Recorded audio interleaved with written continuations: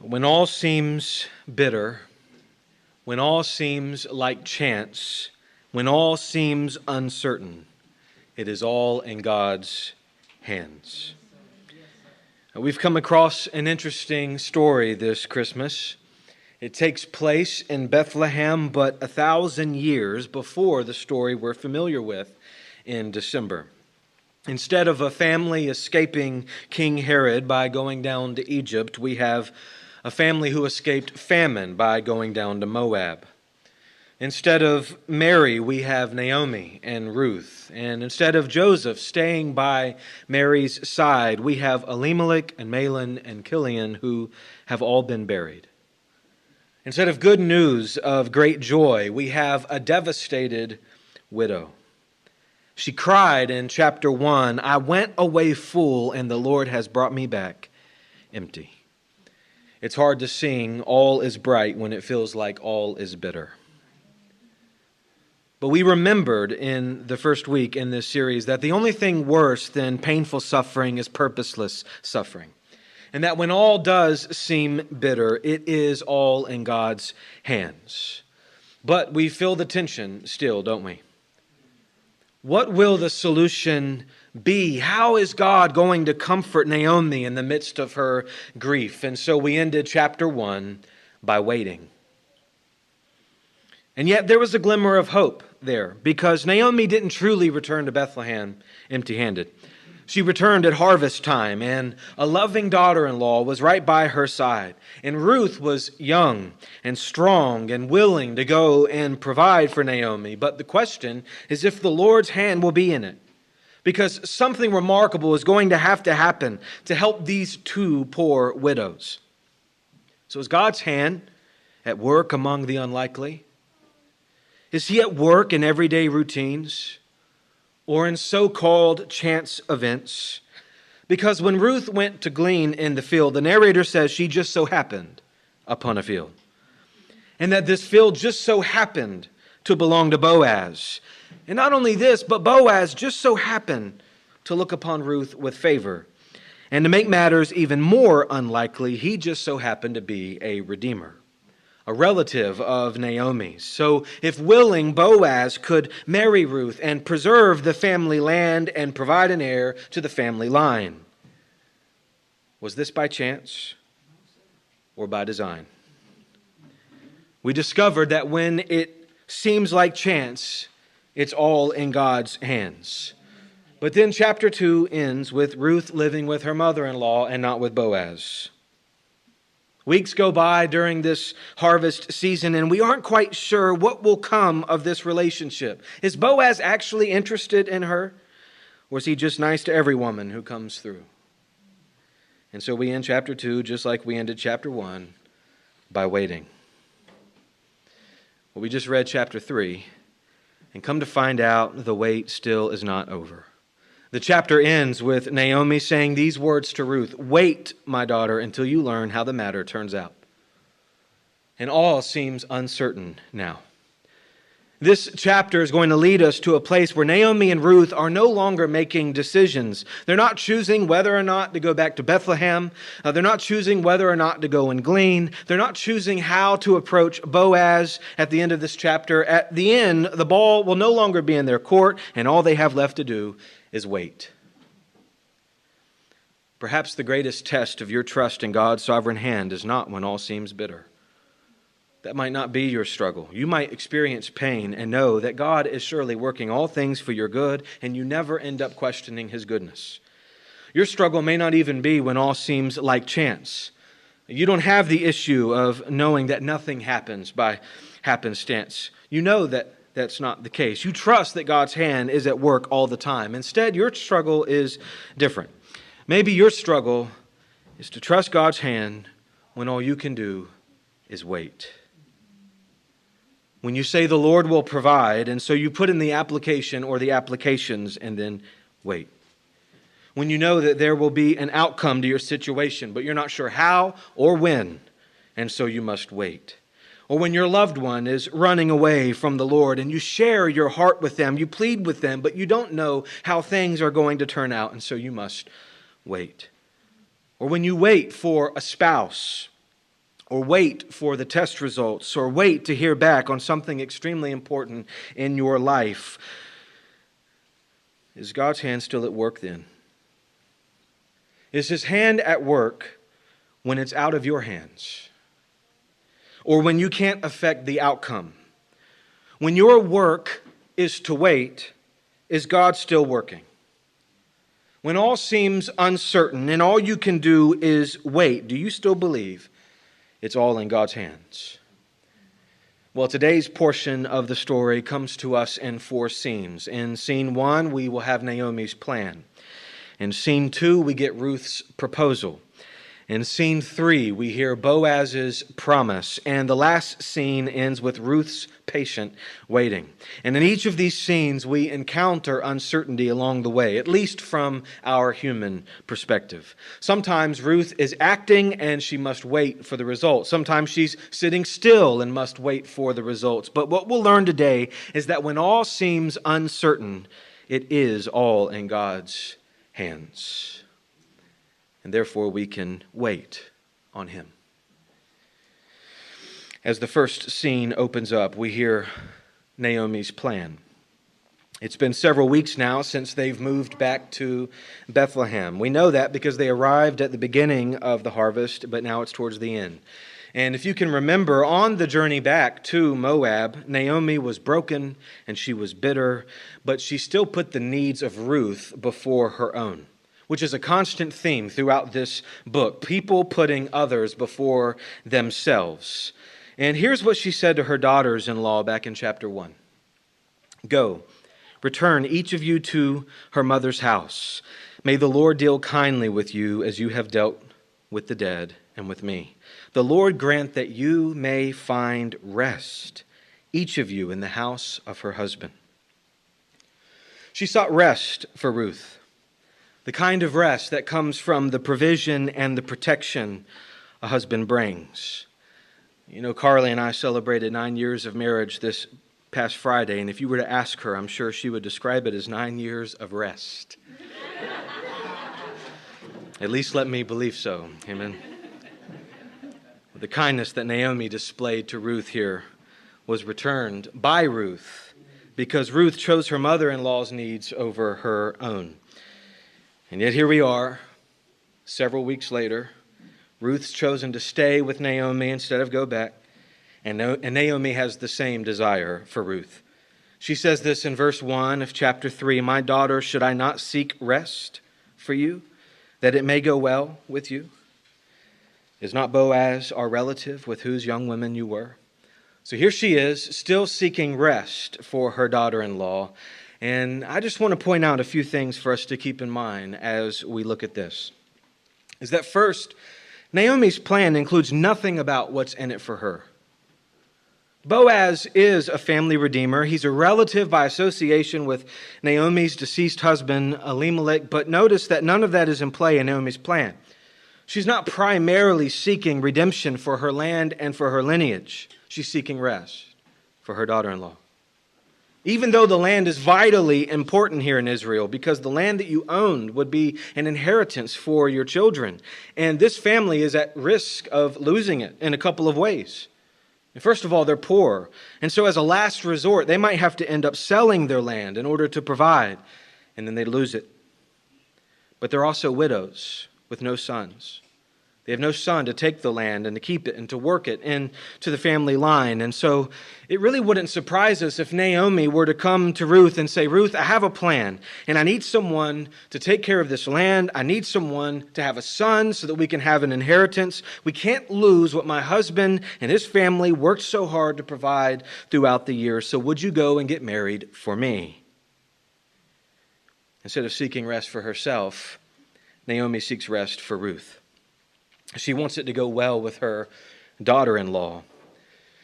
And you know, oftentimes the kindness of the Lord comes to us in the form of kindness from His people.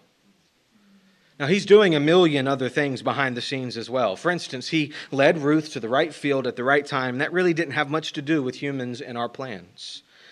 But this idea of kindness is a major theme throughout this book. because God's kind hand is at work, but his kind hand is working in the kind actions and intentions of his people. And so whenever Boaz was kind to Ruth in chapter 2, Naomi praised God as the one whose kindness has not forsaken the living and the dead.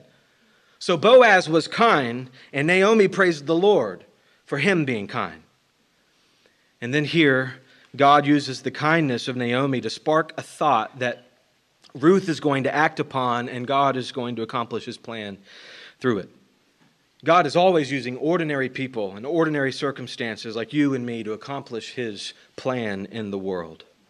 And I do think that this should encourage us as a church, because I know that many of you right now are in a season of great need. It might be that your money is low, or your joy is gone, or your family is hurting. And so you're tempted to ask, God, where are you right now? Brother and sister, perhaps the job is not secure, but God's church has come to your aid. And this is God's kindness letting you know that he is right here with you in this moment. Or maybe your joy is gone and it feels extremely dark in this season, but God's church spoke kindly to you, or gave you a word of encouragement, a sentence of hope, or even offered their presence to let you know that you're not alone. And this is God's kindness towards you, telling you that he's never going to leave you. Or maybe your family is hurting and torn apart this Christmas season, but wherever a mother has turned away, or wherever a brother has left you, you have found spiritual fathers and mothers and brothers and sisters in the body of Christ. And this is God's kindness towards you, reminding you that you have a family in him. And so don't wonder where God has been outside of his people when he's been there in the midst of his people the whole time. Perhaps consider even how he could use you to put the needs of others before your own, to show them the very kindness of God.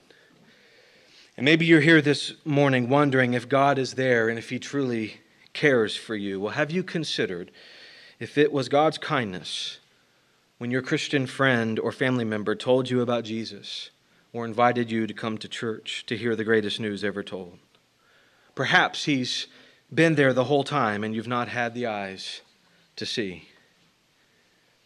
There's something else to observe here in this first sentence, that this plan of Naomi's comes with much uncertainty. It's certainly strange. It's strong. We wonder if it's sensual in some way when we read it. And we have no idea how a godly man like Boaz is going to respond to this.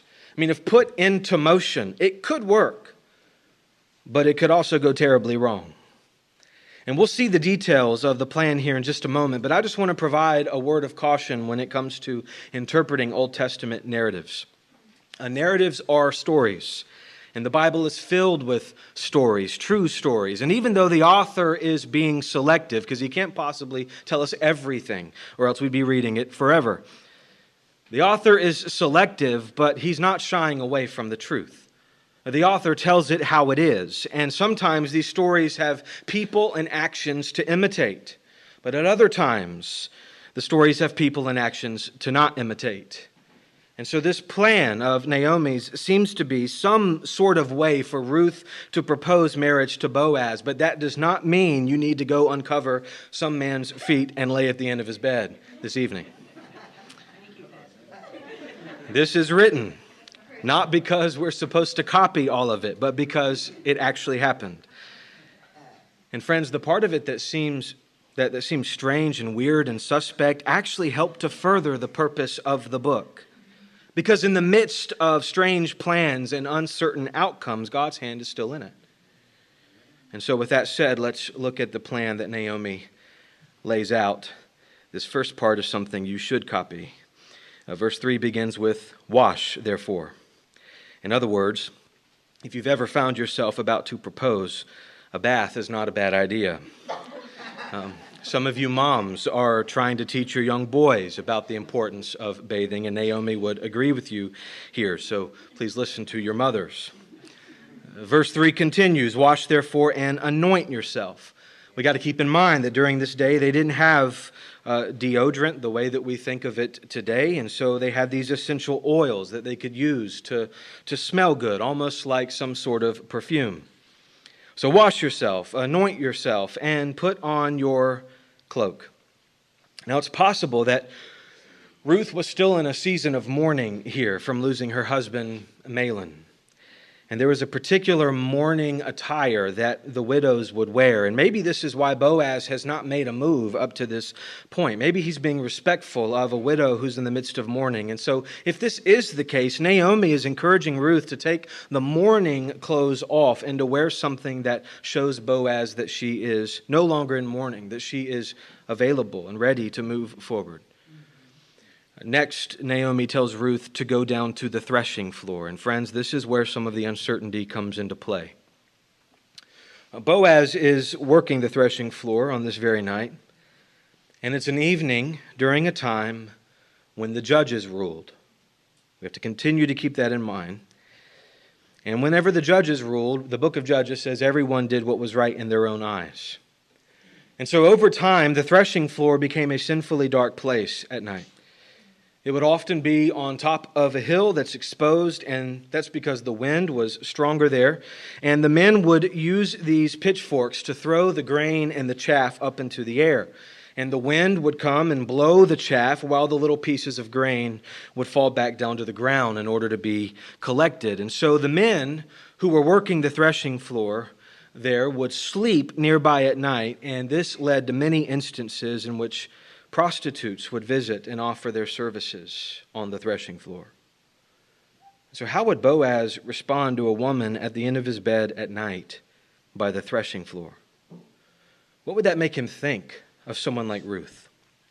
Would he dismiss her as some ungodly woman? Would he make an ungodly advance himself? Or would he take the time to listen to what she has to say? Obviously, the Lord's hand is going to have to be at work in the midst of this situation. Wash, therefore, anoint yourself, put on your cloak, and go down to the threshing floor, but do not make yourself known to the man until he has finished eating and drinking. But when he lies down, observe the place where he lies, and then go and uncover his feet and lie down, and he will tell you what to do. And she replied, all that you say I will do. Naomi's plan must include a great amount of trust in both Boaz and the Lord. Go do this strange, strong plan that could be misinterpreted or taken advantage of for sinful gain. And you might come back a rejected woman of the night. You might come back having been taken advantage of for pleasure and still have no husband and no hope. Or Boaz will do the right thing, and he will tell you what to do. Is God's hand at work in this uncertain situation? Ruth must wait to see. And so scene 1 comes to a close, scene 2 begins. And in this scene we have Ruth's proposal. We pick it up now in verse 6. And so she went down to the threshing floor and did just as her mother-in-law had commanded her. And when Boaz had eaten and drunk and his heart was merry, he went to lie down at the end of the heap of grain. And then she came softly and uncovered his feet and lay down. Boaz's heart here is merry. And we don't have a picture of drunkenness. We have a picture of fullness. This is a godly man, after an honest day of hard work, delighting in the gift of delicious food and drink from the Lord, ready to enjoy a well-rested night's sleep. And we don't have a picture of impurity here either. We have a godly woman going to make her proposal known to the man that she wants to marry. But it's not hard to read this story and be oddly reminded of what happened many, many years before. Another story that involved drinking and sleeping, advances, and the Moabites. We have this disturbing situation between Lot and his 2 daughters in Genesis 19.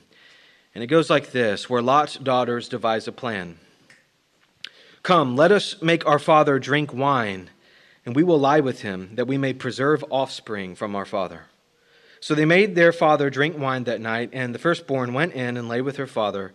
He did not know when she lay down or when she arose.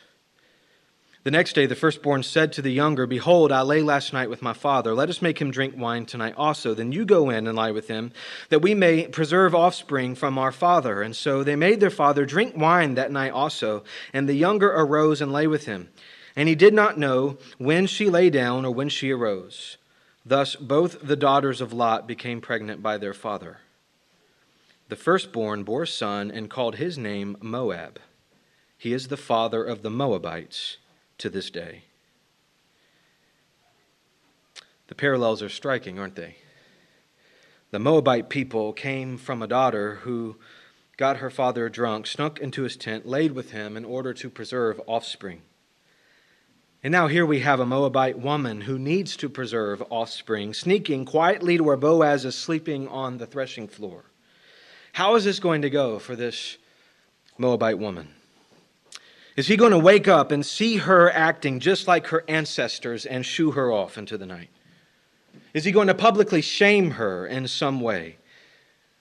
As one commentator said, it feels like a gamble because the situation is certainly uncertain. And so we continue reading in verse 8. At midnight the man was startled and turned over, and behold, a woman lay at his feet. So his feet have been uncovered from this warm blanket, and I'm not sure if it's his sleeping brain that realized that someone is in the bed where his feet are, or if it's his feet getting cold in the chill of the night, but something startles him and wakes him up. And I love how the narrator brings us into the astonishment that he must have had on his face. It says, Behold, a woman lay at his feet. Now we know who the woman is. And we're not surprised, but Boaz, I'm sure, is confused. The shock of waking up and having someone laying right there next to you who wasn't there before. It just goes to show, once again, how bizarre this may have felt in real time and how uncertain the outcome may have been from Ruth's perspective. Boaz has no idea what's going on in the middle of the night. What's surprising is that instead of kicking or panicking at this unknown figure on the edge of his bed, he gathers himself and asks a rather simple question. Who are you? And she answered, I am Ruth, your servant. Spread your wings over your servant, for you are a redeemer. How is Boaz going to respond? Because now she's put herself out there.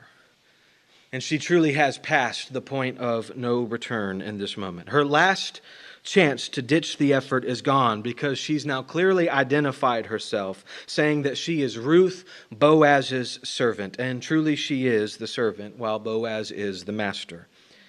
She is the woman coming to him by night, and he is a godly man in the midst of his sleep. She is a foreigner from Moab, and he is an Israelite. She asks him to spread his wings over her, literally the corner of his garment. The question is, what if Boaz interprets this wrongfully? I mean, he just woke up. He's not entirely sure of what's going on, and we don't always do a good job of understanding things clearly when we first wake up from a deep sleep. What if he thinks that she's asking him to shield her from the cold? She's shivering from the cold, as he is probably cold as well, asking to be covered by his garments. Or what if he interprets this as some sort of sinful advance? And if so, things would go terribly wrong with Ruth. Boaz would either receive the advance and sin with her, or dismiss her as an ungodly woman. But what did Ruth mean by this strange request? Spread your wings over your servant. Well, I want to give you a couple of clues. First, from the rest of the Old Testament, which can be helpful to us here. The language of spreading one's wings or one's garment was an allusion to marriage. It depicts the type of care that a husband provides for his wife, which is ultimately a picture of how God provides for his people. And so God says this in Ezekiel 16. When I passed by you again and saw you, behold, you were at the age for love. And I spread the corner of my garment over you and covered your nakedness. I made my vow to you and entered into a covenant with you declares the Lord, and you became mine. And so what is Ruth really asking Boaz to do? She's asking him to cover her by making his vow, and to cover her by saying, Ruth, you are mine. She is proposing marriage to him. But we can also be helped by the context of this book as well, because in chapter 2, something similar was spoken. But this time it came out of the mouth of Boaz instead of Ruth. Remember, Ruth had been working hard in the field. She was gleaning, and Boaz notices her, and he treats her with favor. And so Ruth goes to Boaz and asks why she has found favor in his sight. And he tells her all the wonderful things that she did to care for her mother-in-law. And then Boaz says, the Lord repay you for what you have done, and a full reward be given you by the Lord, the God of Israel, under whose wings you have come to take refuge. So Boaz saw Ruth as a woman who took refuge under the wings of God. It was probably the most attractive thing about her in his eyes. And now she's using this similar language. She's asking him if maybe, just maybe, she could take refuge under Boaz's wings as well. Ruth is asking Boaz to marry her, but in a truly remarkable way. Maybe now she sees what we've been seeing all along. That her happening upon Boaz's field was not by chance after all. And that her finding favor in Boaz's eyes was not by chance after all. Maybe she sees that God is providing for her, that God is sheltering her under his wings, but that he's doing so by placing her under the wings of Boaz. It's like Ruth is saying, Boaz, God has used you to care for me and to comfort me. Would you let him use you in that way for the rest of our lives? It's a pretty good proposal, don't you think? But how will he respond? Because it seems uncertain. The ball is now in Boaz's court, and Ruth must wait to see what he says. Which leads us now to the third scene, where we hear Boaz's promise. It begins in verse 10, and he said, May you be blessed by the Lord, my daughter. You have made this last kindness greater than the first, and that you have not gone after young men, whether poor or rich.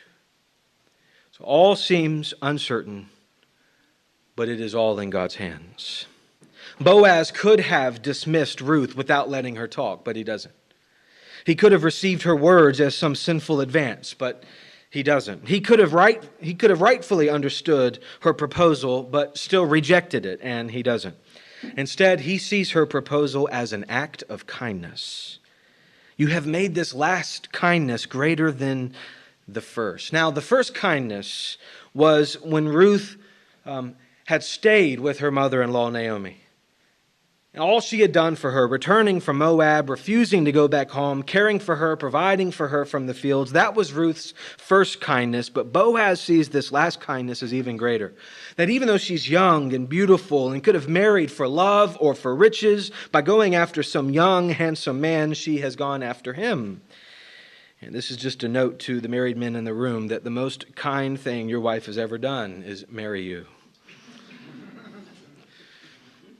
I don't think this is the main point of the story, but I do want to take a moment to point out the way that Boaz speaks to Ruth.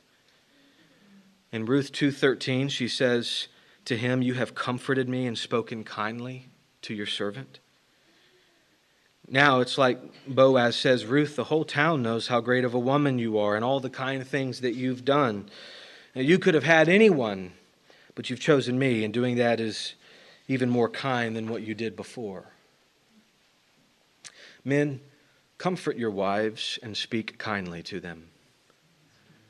Tell them that you love them and tell them why. Point out the remarkable things that she does. In Proverbs 31, here's what it says about a godly woman, that her children rise up and call her blessed, her husband also, and he praises her. Many women have done excellently, but you surpass them all. I know that it's not always easy, that arguments will happen, and the temptation will be to speak ill or to not speak at all. But your wife is far too precious to spend your time tearing her down and not lifting her up. Comfort her and speak kindly to her. Let her know how grateful you are that she's chosen to be your wife, and let her know all the beautiful acts of kindness that she performs. He speaks kindly again in verse 11. Now, my daughter, do not fear. I will do for you all that you ask, for all my fellow townsmen know that you are a worthy woman. He comforts her by saying, don't fear. And then he calls her a worthy woman. And I love how the narrator uses the same word multiple times, because that's the same description he gave of Boaz in chapter 2, when he said that Naomi had a relative of her husband's, a worthy man of the clan of Elimelech, whose name was Boaz. So Boaz was a man, he was a native, he was wealthy, he was the master of the field, and he was called worthy. And Ruth might have seemed like the complete opposite, because she was a woman, she was a Moabite, she was poor, she was a servant, she was a widow, and yet Boaz says, all my fellow townsmen know that you are a worthy woman. Ruth, I will do for you all that you ask. When all seems uncertain, it is all in God's hands. This was a strange situation indeed, but the Lord has been at work in Boaz's heart the whole time. And at this point of the story, we're ready for them to marry. We want to get this thing done. Call the elders of the town, have the wedding, kiss the bride, live happily ever after. That's what you and I are feeling. That's what I'm sure they are feeling in this moment, but there is a problem. More uncertainty is at play. We look at verses 12 through 13. Now it's true that I am a redeemer, yet there is a redeemer nearer than I. Remain tonight, and in the morning, if he will redeem you, good, let him do it. But if he's not willing to redeem you, then as the Lord lives, I will redeem you. Lie down until the morning. So we're that close, and then another wrench is thrown in the story. Because there's another guy in the picture. Another man who's also a relative and a closer relative than Boaz is. And so, unfortunately, this other man, who we don't even know who he is, gets first dibs. Now, maybe he's a good guy. I don't know. Maybe he could help. Maybe Ruth would end up liking him, but he's not Boaz, and it's supposed to be Boaz. So Boaz gives her a promise. I'm going to handle this in the morning. If he doesn't redeem you, I will. How do you think Ruth felt at this moment? The past few weeks, Boaz has been on her mind. He comforts her. He talks kindly to her. He provides for her needs. He goes above and beyond to care for her. And she has this crazy little plan to go and propose. And she musters up the strength to finally go and do it. She sneaks in at night. She says this beautiful line that he said a few weeks ago. And he doesn't kick her out. He's happy. He wants to move forward. But then he tells her some other guy has the right to redeem her instead. Everything went exactly the way it should have until the very end. How can she sleep at all after getting news like that? I wonder if you've ever felt the same way, like things were going well, like things were moving in the right direction, and then something completely out of your control happens and train wrecks the whole thing. And so it now all seems uncertain once again, and all you can do is wait to see what's going to happen. You see, Boaz's proposal or promise is a beautiful thing. And the romance here is a beautiful thing. But his promise only matters if this other man doesn't move forward. And we don't know who this other guy is, what he's like, and what he'll do. So is it still in God's hand at this moment? Don't we sometimes feel tempted to think it's out of his hands when something takes a turn? So we've had Naomi's plan, we've seen Ruth's proposal and Boaz's promise, and we enter the final scene for today, which is Ruth's patient waiting. The next day, Boaz wants to preserve Ruth's integrity, and he wants to send her home with food to Naomi, as we pick up here in verse 14. She lay at his feet until the morning, but arose before one could recognize another. And he said, let it not be known that the woman came to the threshing floor. And he said, bring the garment you're wearing and hold it out. And so she held it. And he measured out 6 measures of barley and put it on her. Then she went into the city. And when she came to her mother-in-law, she said, how did you fare, my daughter? Then she told her all that the man had done for her, saying, These 6 measures of barley he gave to me, for he said to me, 'You must not go back empty-handed to your mother-in-law.'" And I love this little piece of the story because I'm sure Boaz has heard the women talking in town. He probably knew what Naomi said when she first returned to Bethlehem, that she left full but returned empty. Well, now he sends Ruth home and says, "You must not go back empty-handed to your mother-in-law." Same word. And God is at work here in both Ruth and Naomi's lives in such a way that each time there's bitterness, or each time there's so-called chance, each time there's a scary uncertainty that happens or a setback, God does something to remind them that he cares. Naomi said that she came back to Bethlehem empty, and Boaz says, "You can't go to your mother-in-law empty." One of the reasons I love this story is because it shows us how personal God's love and provision is in the midst of ordinary life. This gift to Naomi was deeply personal because it included a message that was deeply personal. Yes, God is orchestrating all of these major details of life, but he's also in the little details of life. The fact that Naomi received food was great. It was going to feed her, but the fact that it came with this message made it personal. We've all entered into this room today in the midst of different life circumstances, and they feel huge in our eyes, but we wonder if they're important to God. Well, God is the one who calls us to cast our cares upon him because he cares for us. Church, he cares for your cares, no matter how big or how small you think they are. And so Ruth brings Naomi the food and delivers the message, and Naomi ends the scene with these words. She replied, "Wait, my daughter, until you learn how the matter turns out, for the man will not rest, but will settle the matter today." And the chapter ends. Naomi and Ruth are done acting. They've done all they can do in regards to this situation. All they have left to do now is wait. They must wait when it's uncertain. And I'm not sure, friends, how we could possibly do this unless we trusted that it's all in God's hands. There are so many moments in life when we are tempted to be impatient. And of course, we can be sinfully lazy, but sometimes things truly are completely outside of our control, where neither Ruth or Naomi can force this closer Redeemer to do anything. They can't make the process go any faster. They have to wait. And shouldn't we have much more confidence when we know that we're waiting on the Lord and not on people? Sure, people are involved, but we know that the Lord is the one working, even when we're not. We can sleep at night because we have a God who never slumbers. And we can wait in the uncertain place because it's all in God's hands. I want to close this morning by reminding you of when waiting turned into glory. A glory that made us realize that God is in control while we wait. Because in the book of Genesis, God promised to crush the head of the serpent through one of Eve's descendants. And all of humanity waited. He promised Abraham that all the nations were going to be blessed through his seed. And all of humanity waited.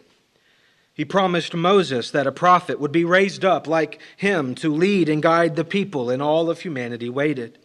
He promised David that through his son an everlasting kingdom would be established, and all of humanity waited. And then we get to the very end of the Old Testament, Malachi 4, the last chapter of the Old Testament, and God says this, "Behold, I will send you Elijah, the prophet, before the great and awesome day of the Lord, and he will turn the hearts of fathers to their children and the hearts of children to their fathers, lest I come and strike the land with a decree of utter destruction." And then all of humanity waited. 400 years of quiet. I wonder how uncertain things may have seemed during those 4 centuries.